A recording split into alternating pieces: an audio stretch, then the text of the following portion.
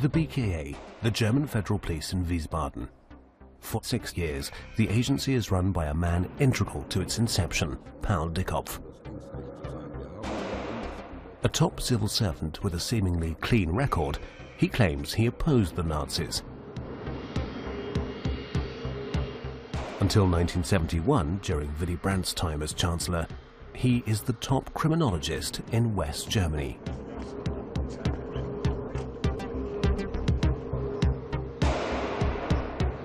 Wer ihn kritisierte oder gar gefährlich werden konnte, dem hat das nie vergessen. Er war sehr nachtragend und hat solche Leute auch vernichtet. Dickkopf doesn't only forge a career for himself in West Germany. In 1968, he becomes head of Interpol. It's now his job to fight crime on an international scale. Minister Genscher hat bei der Verabschiedung von Dickkopf gesagt, dass er ein Beispiel für die Polizei in ganz Deutschland sei. After Dickkopf's death in 1973, staff researching files to compile his obituary make an astonishing find. They turn up documents outing Dickkopf as a staunch Nazi. His lifelong lie finally comes to light. Dickkopf was not only a member of the SS and a Nazi spy. Shortly before the end of the war, he switched sides to start working as an agent for the Americans. Numerous CIA documents give an insight into the work of Caravel, which was Dickkopf's CIA codename. The highest-ranking member of the German police sold confidential information from the Bonn government. Chancellor Willy Brandt and his Ostpolitik was of particular interest to the Americans, and Dickkopf readily provided the information. As did many other Nazis during the Cold War. They became willing helpers, spies, because American intelligence services used their pasts to blackmail them.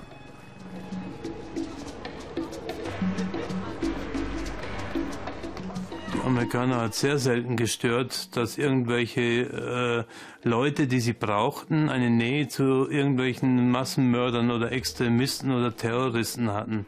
Es kam immer nur auf die Sache an. American intelligence services faced a new enemy, communism. The US enlisted former Nazis as spies. There was no attempt to punish them for their war crimes. As the Cold War grew hot, these Nazi collaborators became pawns of Western intelligence services for a variety of both psychological warfare type missions, covert operations, and this type of thing.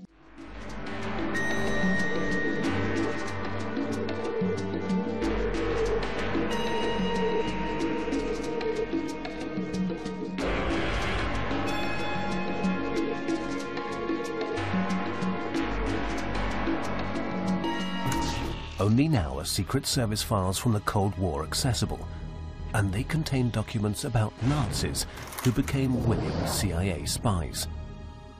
Another case that has recently surfaced is that of Eugen Steimler, a die-hard Nazi who led firing squads in the Soviet Union. Steimler was thought to be among those killed when a Lufthansa plane crashed near Nuremberg on the 20th of April 1945. Eyewitnesses saw the burning plane in the sky, and the crash site is still visible in the Piesenkofen forest today. At the time, locals collected up everything they found around the wreckage.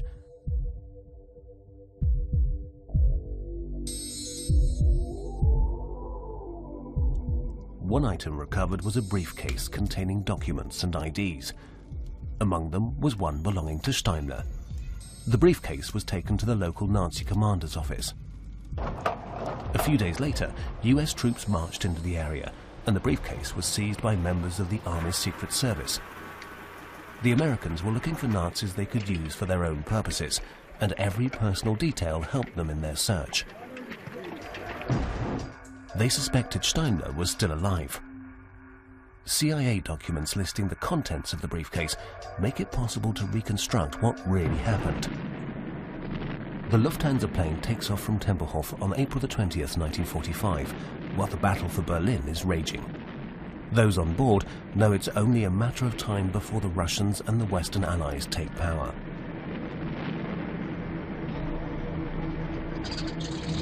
There are more than 20 passengers on the Condor, among them a number of men in leather overcoats.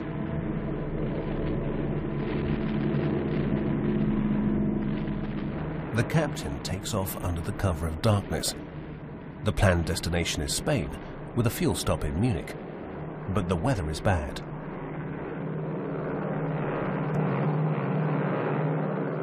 Ich kann mich noch gut erinnern, als mein Vater in der Früh beim Frühstück sagte, da ist der Scheiflieger so nieder drüber geflogen und gerumpelt hat der.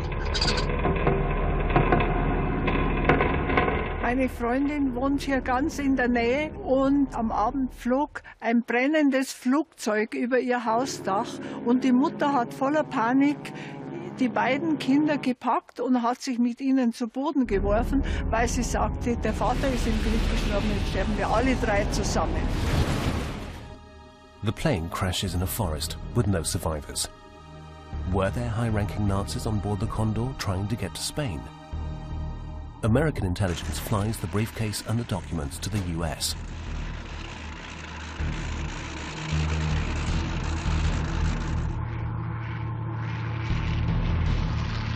The agents in Washington know the end of the war will herald a new chapter in the confrontation of the superpowers.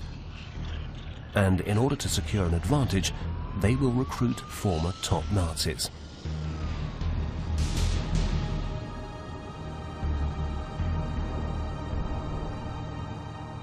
They strike it lucky.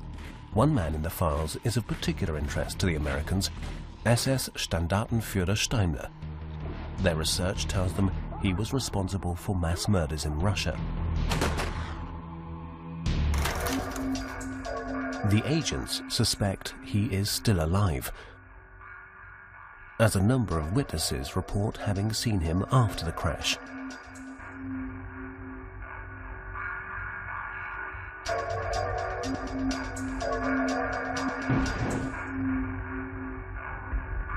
Locals near the crash site are questioned again. As a war criminal, Steimler is valuable to the Americans.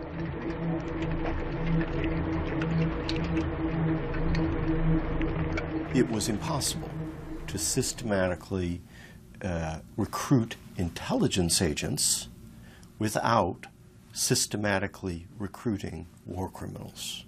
Those things went together. They launch a manhunt across Germany for Eugen Steimler, who fled to his home near the Black Forest.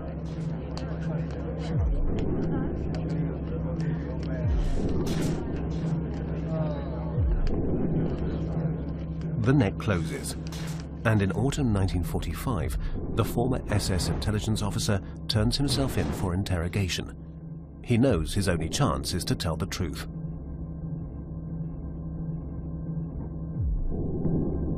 Ein Überläufer, der etwas zu verbergen hat, zum Beispiel Mordtaten, ist erpressbar und ist dadurch ein gefügiges Werkzeug in der Hand seiner neuen Chefs. His testimony and the documents from the briefcase helped the Americans to uncover an entire network of German spies in Spain.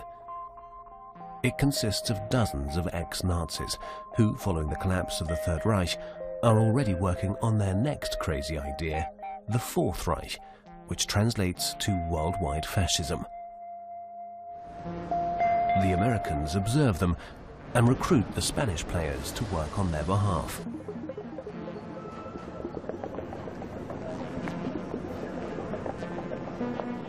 Following his interrogation, Steimler is sentenced to death by hanging, but is then surprisingly pardoned.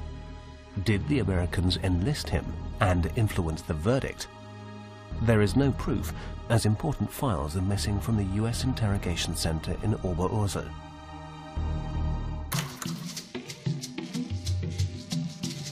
Nazis like Dick Kopf and Steimler become agents, but the US intelligence services want more than just spies. They want Nazi treasures.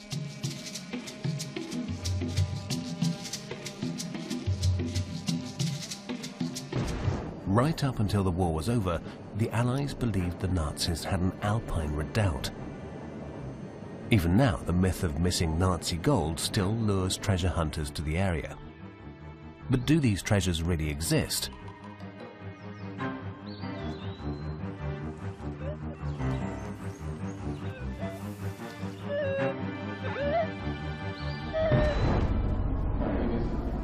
Towards the end of the war, German industry made plans to secure its capital in the event of defeat.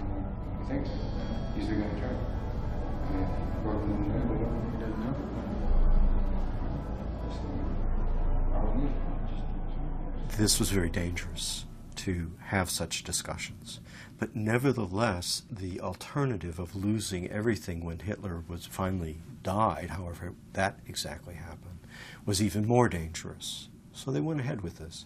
And they started to draw up plans, some of which still exist, on how they would attempt to reconstitute Germany after Hitler left.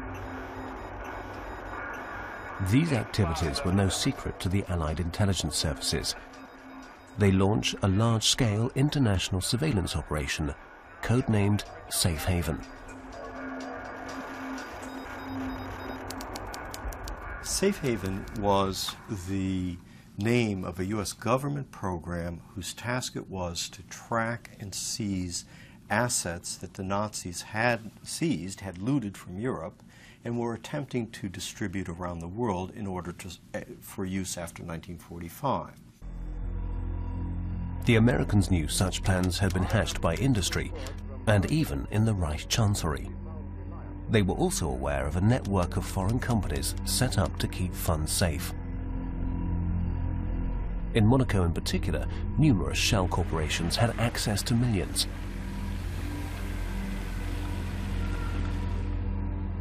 One company was a broadcaster, on whose board sat the then unknown Kurt Georg Kiesinger.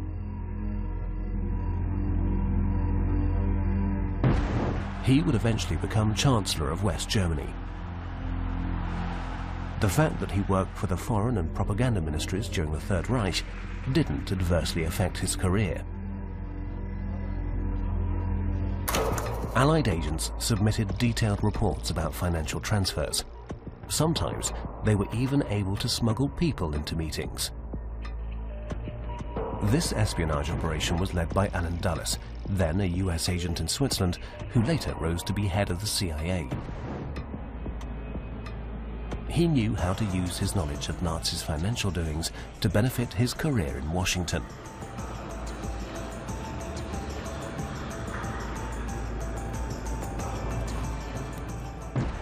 When a bomb attack destroys the Berlin Reichsbank in March 1945, gold and currency reserves are no longer secure.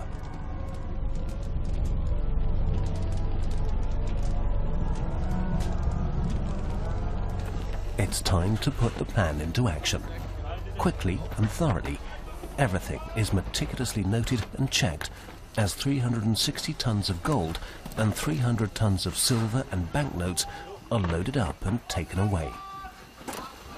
Documents relating to the Reichsbank gold remain undiscovered in the German central bank for more than 60 years, when Karl Bernd Esser finally finds them. Alles Gold dieser Reichsbank-Zweigstellen, das da war, wurde alles zentral nach Merkers verlagert oder in gewisse Depots in Bayern. Now the Americans see their chance. Thanks to Operation Safe Haven, they know exactly where the gold is stored. They arrive in the Soviet occupation zone, at the Merkers salt mine in the eastern state of Thuringia, before the Soviets themselves.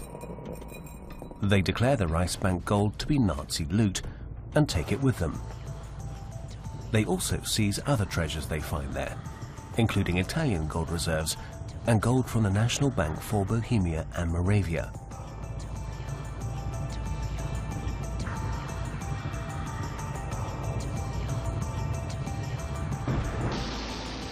Were the hiding places in the Alps also cleared out long ago? Sie können in Bayern mit Sicherheit kein Gold finden. Es gibt da einen Abrechnungsbeleg, was die Reichsbank an Gold versteckt hat in verschiedenen Depots. Diese Depots wurden alle gefunden, hauptsächlich von den Amerikanern. Die fuhren sogar in die sowjetische Zone rüber und haben dort in Merkas, das liegt ja eigentlich in der Ostzone, haben sie dort das Hauptdepot ganz schnell geräumt. Karl Bernd Esser says it was an act of theft because it essentially means the Germans twice repaid their Marshall Plan loan, once with the Reichsbank gold and once in Deutschmarks.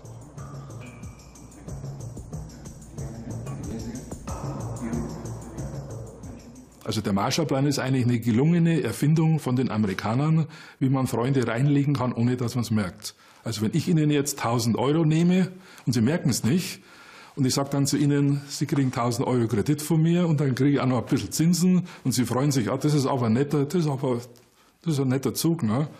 Aber in Wirklichkeit habe ich Ihnen ja vorher die 1.000 Euro geklaut. Nur Sie haben es gar nicht gemerkt.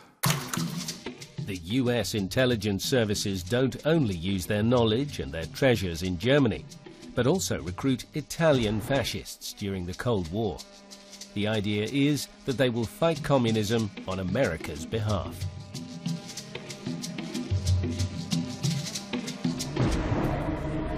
Starting in the 1960s, a series of attacks in Italy claim hundreds of lives. The violence is initially blamed on left-wingers, but it's now known to have been the work of right-wing radicals. Stefano Della Chiaia is head of the New Right Party. He is repeatedly accused of terrorist activity, but is never convicted. La nostra posizione politica era molto semplice e molto chiara. Noi provenivamo da un'esperienza storica che rispettavamo, che era quella del fascismo, e tentavamo di proiettare i valori fondamentali che il fascismo aveva espresso durante il suo governo nella realtà che ci circondava, la realtà con la quale ci confrontavamo. In 1970, the fascist revolutionaries and their backers want to stage a coup in Italy and stamp out the left-wing parties. They discussed their plans with the CIA. Sappiamo che la CIA era stata contattata, che era informata della cosa. On December the 7th, Della Chiaia's supporters, the far-right Avanguardia Nazionale and parts of the military, set their plan in motion. Their first targets are the state broadcaster and government buildings. The revolutionaries around Stefano Della Chiaia believe they are pulling the strings. But the attempted coup is actually being driven from elsewhere. Although Della Chiaia still proudly claims responsibility. Io ne sono evidentemente corresponsabile politico e morale, anche se non ero fisicamente sul territorio italiano. Il comandante aveva preparato un meccanismo perfetto.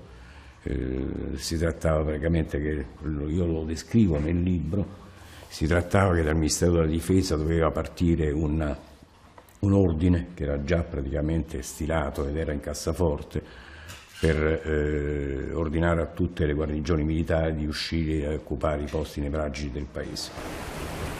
The fight against the left wing has a long history in Italy, and the US intelligence services have been involved from the very beginning.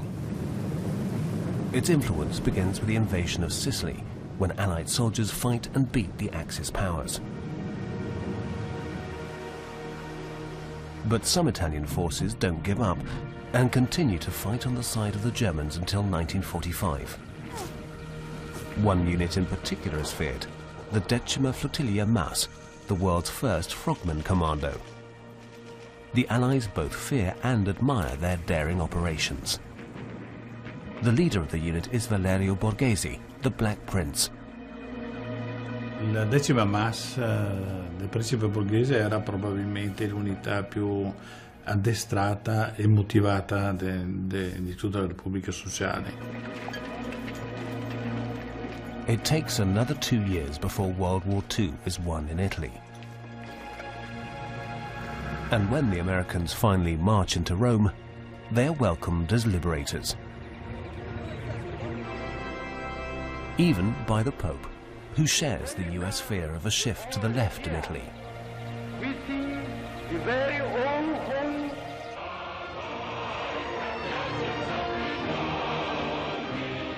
Because the communists are gaining in popularity.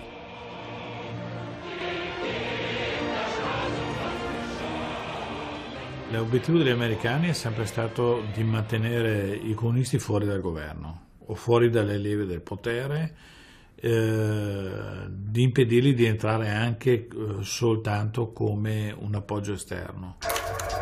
CIA agent James Jesus Angleton starts preparing a coup in the event that the communists win the Italian elections. Angleton aveva un buon rapporto, oltre che avere un ottimo rapporto, relazioni in Italia, sapeva l'italiano per esempio, anche con il Vaticano che all'epoca, ricordo, e forse anche adesso aveva il servizio segreto più efficiente del mondo. Angleton con Borghese diventa quindi anche molto amico e il Borghese esce dal movimento sociale e crea il Fronte Nazionale come un coordinamento di varie forze di destra, sempre in funzione di evitare una deriva a sinistra dell'Italia che man mano nel tempo aumenta. The communists are the arch enemies of Borghese, who almost killed him at the end of the war. To act against the communists, the CIA enlists Borghese.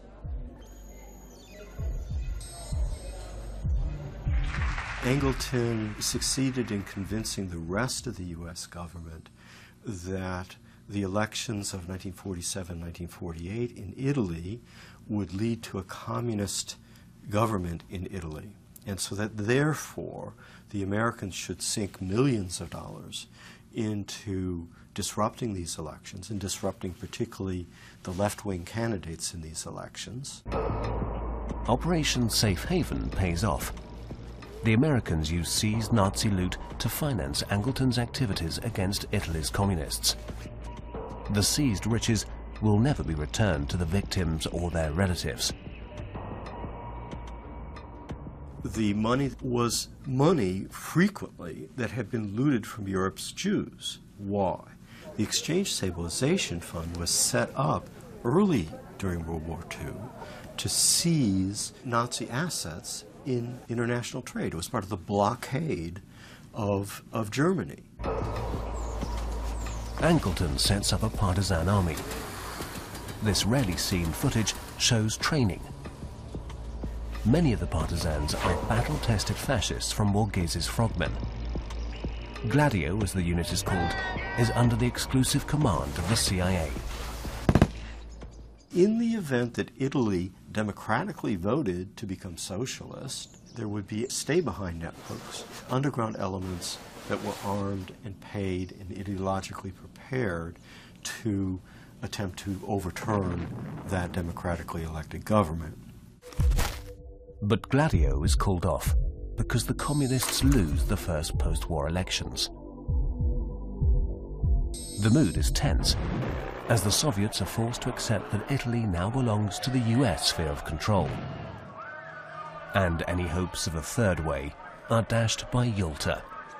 Il significato di Yalta è che gli accordi presi a Yalta dai vincitori, cioè Russia, Gran Bretagna e USA, per una spartizione delle proprie aree di influenza nel mondo, soprattutto in Europa, è stato un accordo che alla fine è stato osservato fino alla fine dell'Unione Sovietica, cioè fino al crollo del muro. Yalta puts Italy under US influence. It's clear that in matters relating to their political and strategic interests, the Americans will do what they see fit, and that they will not create space between the blocs for a third power. In un mondo post-Yalta, tutte le rivolte in Europa sono state comunque lasciate sedare da chi aveva il potere in Ungheria piuttosto che a Berlino, o tutte le rivolte che ci sono state, il terrorismo in Italia, in Germania, alla fine è servito solo a stabilizzare una situazione politica. As did the 1978 murder of Italian Prime Minister Aldo Moro. he was kidnapped and shot by the Red Brigades. But numerous agents and intelligence services were also involved in the killing. Many Italians believe Moro was murdered because he wanted a third way. Other powers were also involved in the 1970 attempted coup. Borghese and Della Chiaia were just puppets.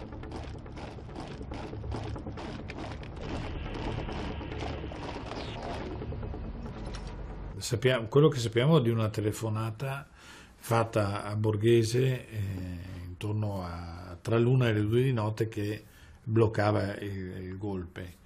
E questa telefonata è di un uomo politico, questo si sa, secondo il lettera testamento di Borghese, si è trattato di Bernabei che parlava a nome di Andreotti, e Andreotti in quella situazione era garante degli americani. The ones really pulling the strings are high-ranking Italians. Right-wing politician Giulio Andreotti, who was later Prime Minister 7 times, and Licio Gelli, head of the P2 Freemasons Lodge and American agent. Poi in seguito si inventeranno 1000 menzogne. Si parlerà di Gelli, che praticamente aveva dato il controordine al golpe, si parlerà di Andreotti alle spalle di questo, tacendo 2 cose importanti. Una, che Vitalone, pubblico ministero del processo del golpe Borghese, amico di Andreotti, uomo di Andreotti, aveva chiesto perlomeno per me, per altri, 28 anni di galera. Quindi da un amico come questo evidentemente bisogna guardarsi. During the attempted coup, the US military flexed its muscles. Shortly beforehand, the 6th US Fleet was allegedly put on a state of alert. Hoping to impress the CIA, Gelli and Andreotti presented themselves to the Americans as influential figures capable of both mobilizing and calling off military coups.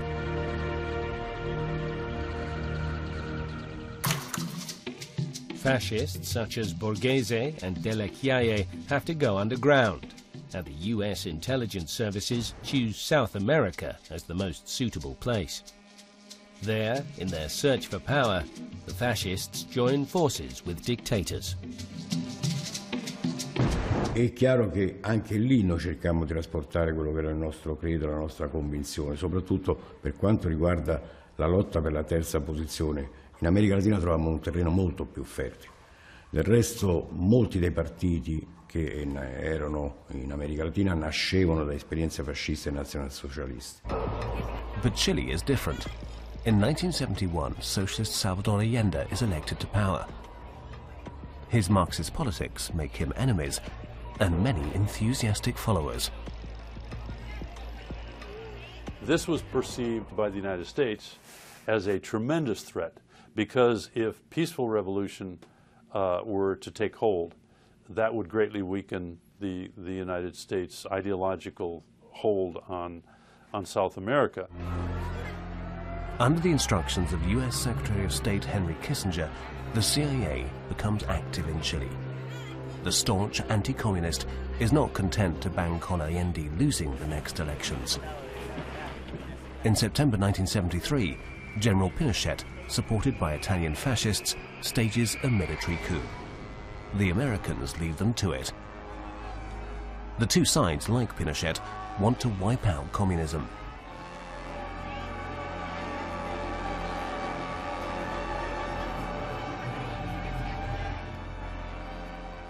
Avevamo contatti con camerati cileni già prima del golpe del Cile.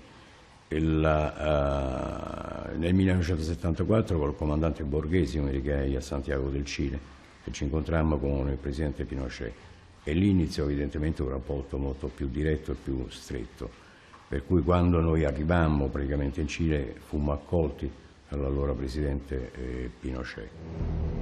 In 1975, the fascists gather in Madrid to attend the funeral of a mutual and like-minded friend, Spanish dictator Francisco Franco. It's here that the cooperation between Italian fascists and the Chilean intelligence service, DINA, is sealed. The ringleader is none other than Stefano Della Chiaia. But again, his involvement in the ensuing crimes is never proven.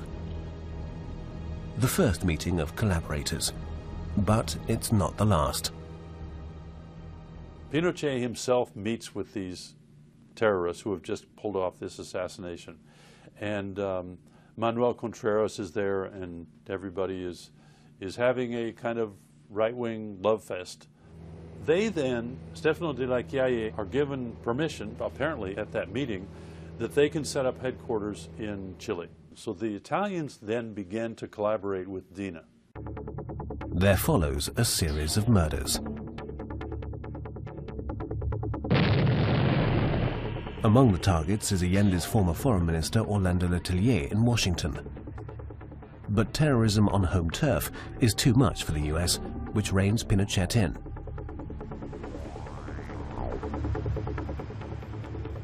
They talk about the weakness of the United States in its ability to defeat the communist menace and the desire of the military governments in Latin America to take the leadership internationally to defeat the communist movement worldwide.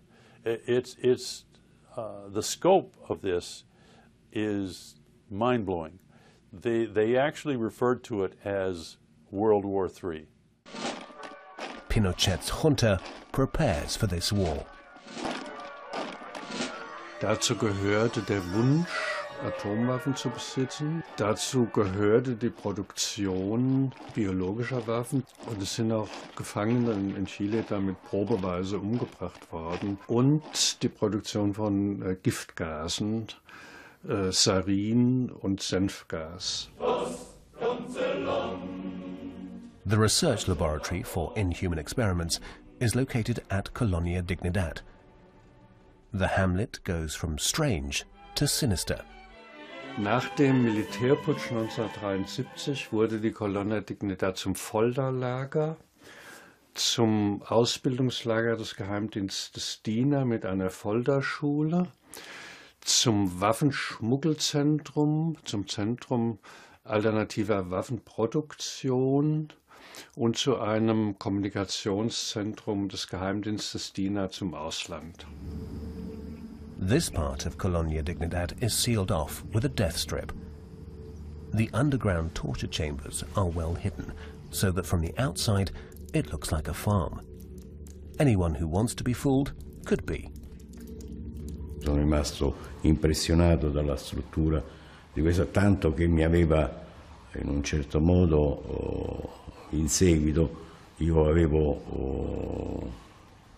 io sono un sognatore evidentemente e avevo sognato di creare un centro di questo tipo per i miei camerati che avessero motivo di staccare la spina in un certo momento della loro battaglia, cioè per riposo eccetera.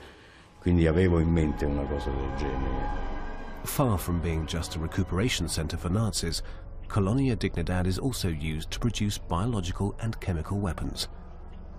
Chile's intelligence service needs untraceable deadly toxins. There is a short list of people that have been confirmed to have been murdered using sarin, using gas. A German doctor is one of those experimenting at Colonia Dignidad. Der Arzt der Colonia Dignidad, Hartmut Topp, der vor der chilenischen Justiz nach Krefeld geflohen ist, hatte eine Giftküche in diesem Siedlungsgelände, das aus ungefähr 400 Giftstoffen bestand.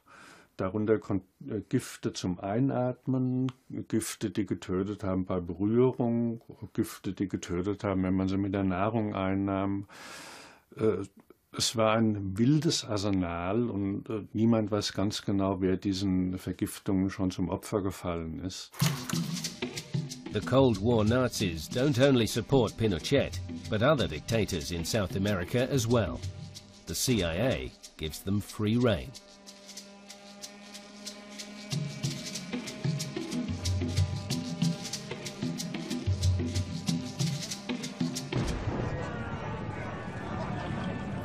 In 1980, the military stages a coup in Bolivia.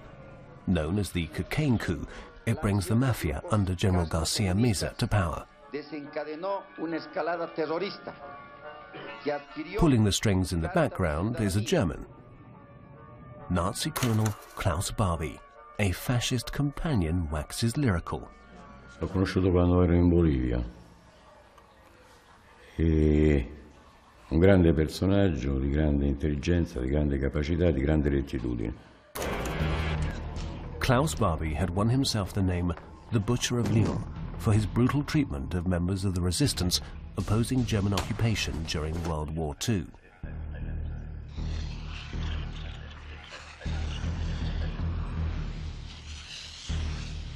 After the war, Barbie was hired by the American intelligence services.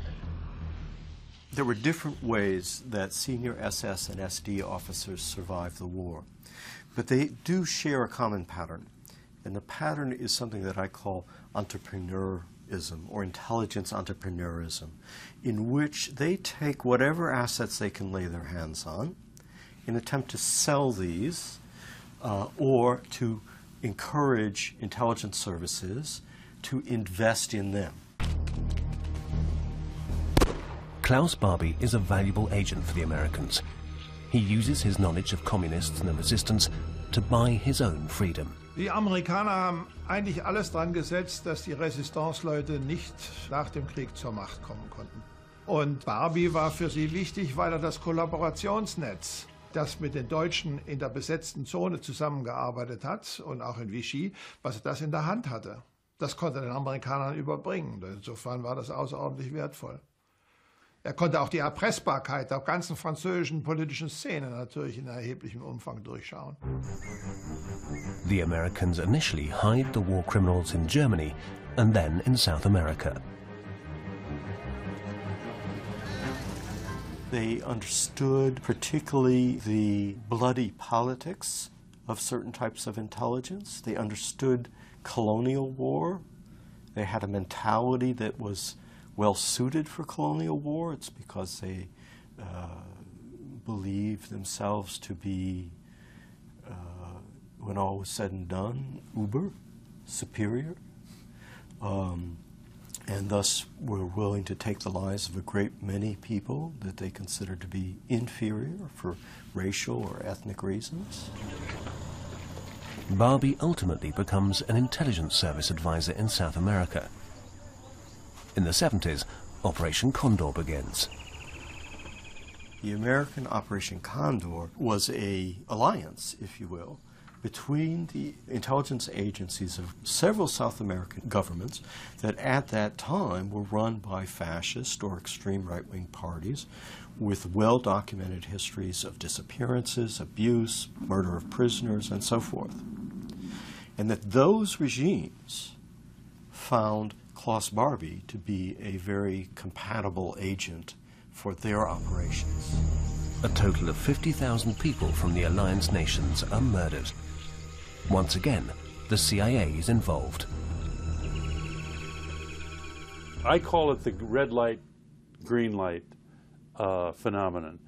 The United States was publicly defending human rights and privately telling these regimes that what they were doing was okay.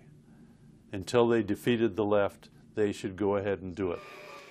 Secretary of State Henry Kissinger is seen as a driving force behind the CIA policy. France, Chile and Argentina summon him to answer questions about human rights violations. In 2007, Uruguay requests his extradition.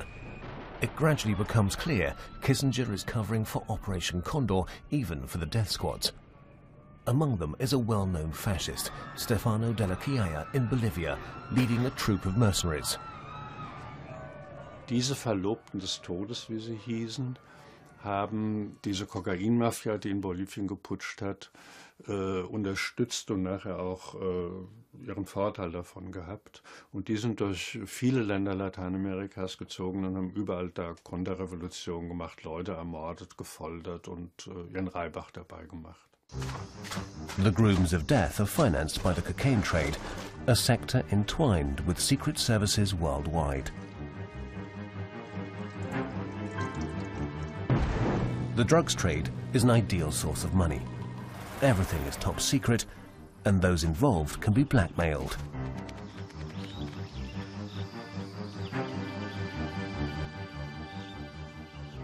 Der Krieg gegen die Drogen ist im Grunde genommen eine Täuschungsoperation gegenüber der Öffentlichkeit.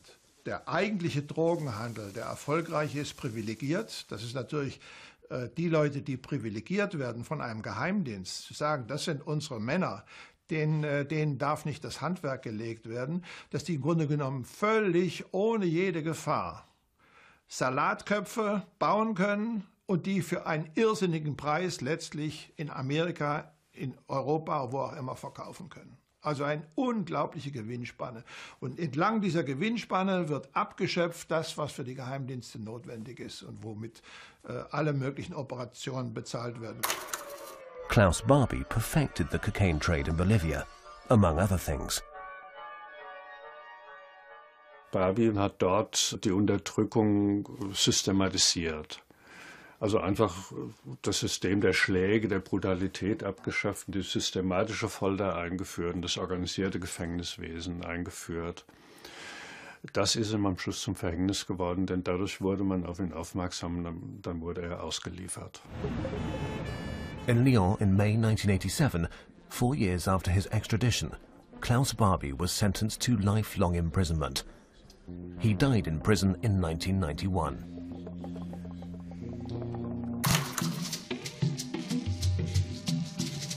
Very few Nazis were ever sentenced. Paul Dickkopf, the long-serving president of the BKA, enjoyed the trust of leading politicians until his death.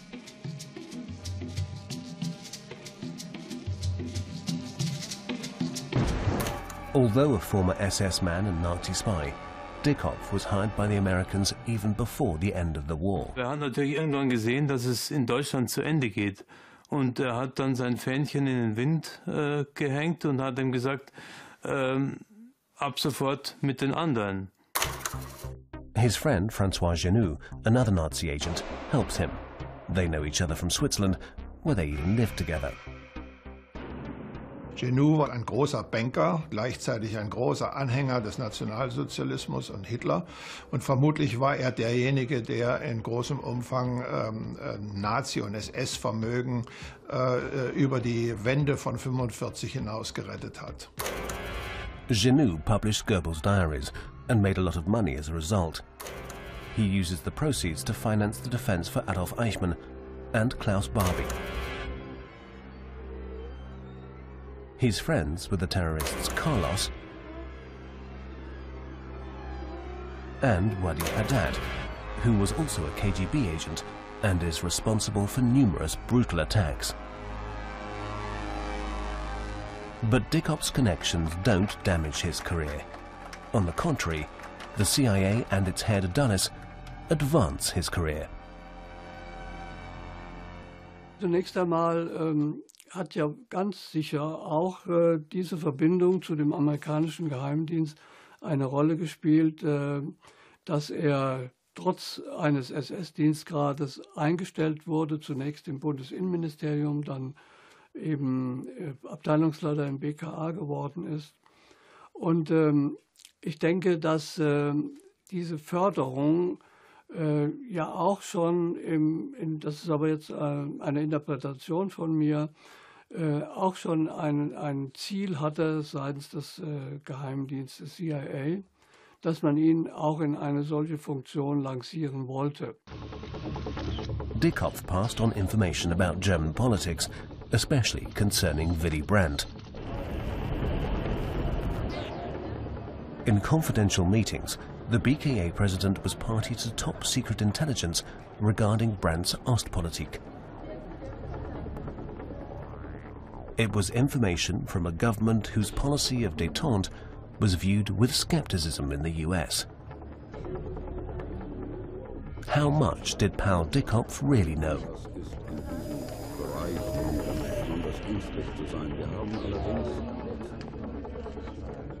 Er hat auch teilgenommen an Besprechungen im Ministerium und auf der Ebene der Politik. Und was er da alles verraten hat, was auch die Souveränität der Bundesrepublik wesentlich beeinträchtigt, das kann man nicht beantworten. Dickkopf is a window into the highest level security and intelligence issues as viewed by the German government of that period.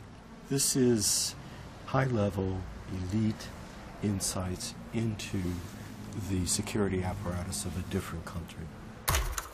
In CIA files, Dickoff is described as a unilateral agent, as working exclusively for one side. Was he simply a traitor? Habe ich ein Problem mit diesem Wort Verräter bei Dickoff, weil für Dickoff war das der normale Alltag. Er war den einen verpflichtet und er war den anderen verpflichtet. Es war sicherlich auch eine gewisse Dankbarkeit gegenüber den Amerikanern.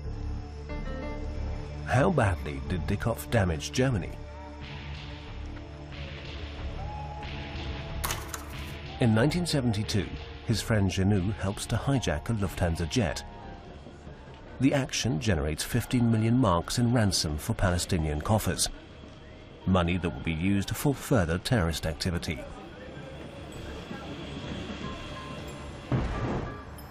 In 1972, Genoux also finances the Munich massacre of the Israeli Olympic team. The sporting event, which is supposed to be Germany's big prestigious moment, becomes one of the country's biggest ever catastrophes.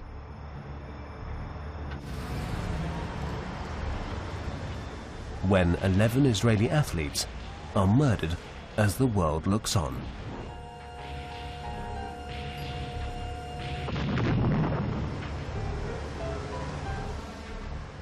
Genoux wiederum hängt ganz eng mit den Nahost-Terrorkreisen zusammen, die wiederum aber mit dem Mossad zusammenarbeiten. Also das ist eine ganz, ganz merkwürdige Struktur.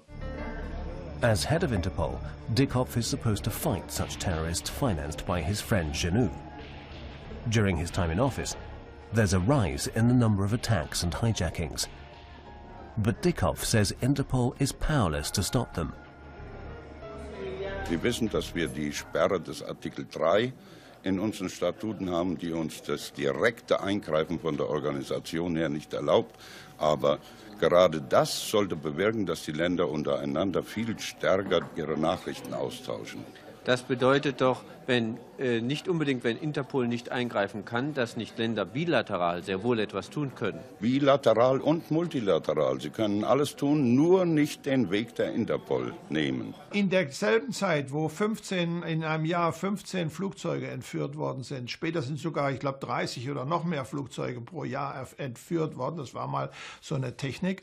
In derselben Zeit entscheidet sich die westliche Staatenwelt, dass die Aufklärung von Terror nicht zur Aufgabe von Interpol gehört. Das ist ja auch ungeheuerlich. Also da sitzt ein Mann, Dickoff, in Verbindung mit Genoux, den er auch dauernd trifft. Genoux finanziert die Leute, die Flugzeug entführen. Und Interpol erklärt gleichzeitig, es ist nicht unsere Aufgabe. Did the CIA know about Dickoff's contacts to Genoux?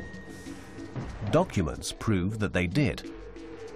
Dickoff himself told the CIA he had known him since the Second World War. But the open files in Washington don't seem to contain all the information the CIA gleaned from Dickoff and other Nazis. The CIA had a conscious, deliberate campaign that was based in their general counsel's office to obstruct the release of these records to the maximum extent possible. And most particularly to obstruct the release of records that dealt with relationships between informants and agents and the CIA, which was the exact point of this, okay?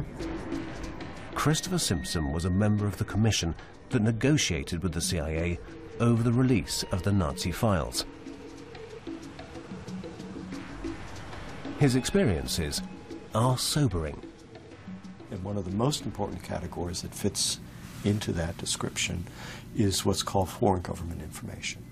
And that's information in which they have obtained either legally or illegally from a separate government about that government's affairs.